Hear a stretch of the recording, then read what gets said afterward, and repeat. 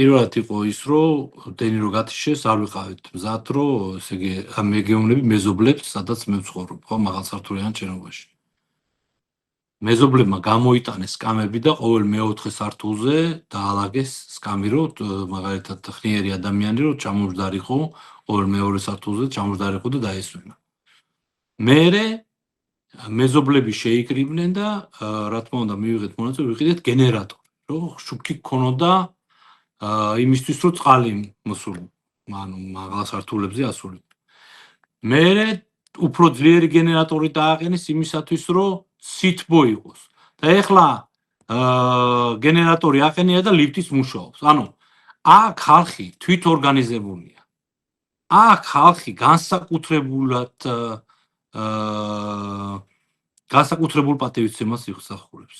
აი დაორგანიზდნენ არის საერთო ჩატი ტელეფონში, სადაც ეს ყველაფერი იწერება, ყველაფერი იხსნება, ყველა მიცის რომ აი ახლა არის დიზელ გენერატორზე არის გარკვეული თანხა დასადები, ვიცით რომ მუშაობს ლიფტი, რომელიც ადის 25 სართულამდე.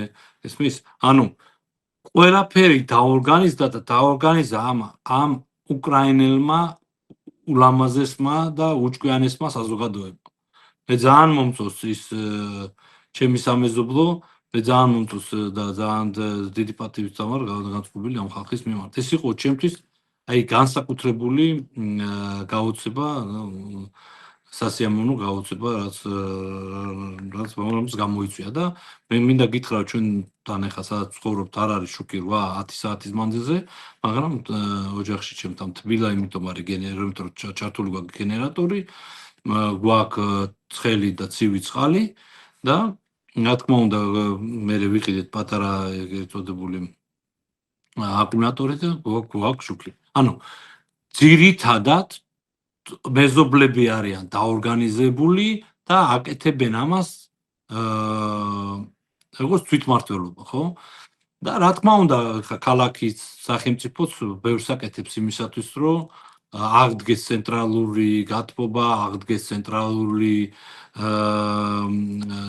დენის გადამცემის საშუალებები